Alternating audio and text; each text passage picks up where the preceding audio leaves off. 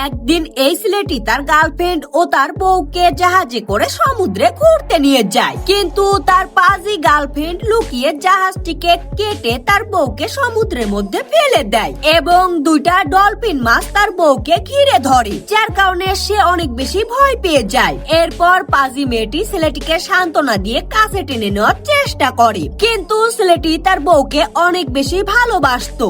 এজন্য সে দ্রুত করে তার বউকে বাঁচাতে সমুদ্রে লাইফ রিং ছুঁড়ে মারে এবং এই দুইটা ডলফিন মাছ ছেলেটির বউয়ের বন্ধু হয়ে গিয়েছিল, তাই তারা ছেলেটির বউকে পিঠে করে বাঁচিয়ে রেখেছিল। তবে ছেলেটির পাজি গার্লফ্রেন্ড লাইফ রিং এর দড়িটাকে কেটে দেয়, যার কারণে ছেলেটি তার বউকে জাহাজের ওপর তুলতে ব্যর্থ হয়। তবে ছেলেটি এবার নিজেই সমুদ্রে নেমে তার বউকে বাঁচানোর সিদ্ধান্ত নেয়, কিন্তু পাজি মেয়েটি ছেলেটির পা বেঁধে দেয় এবং তখন ছেলেটির বউ সবকিছু বুঝতে পেরে যায় এবং সে ডলফিন মাছের পিঠে থেকেই লাইফ রিংটিকে পাজি মেয়েটির গায়ের ওপর ছুঁড়ে মেরে জাহাজের ওপর উঠে আসে। এরপর ছেলেটির বউ পাজি মেয়েটিকে ধরে সমুদ্রের মধ্যে ছুঁড়ে মারে এবং এই দুইটা ডলফিন মাছ পাজি মেয়েটিকে নিয়ে ফুটবল খেলতে শুরু করে দেয়।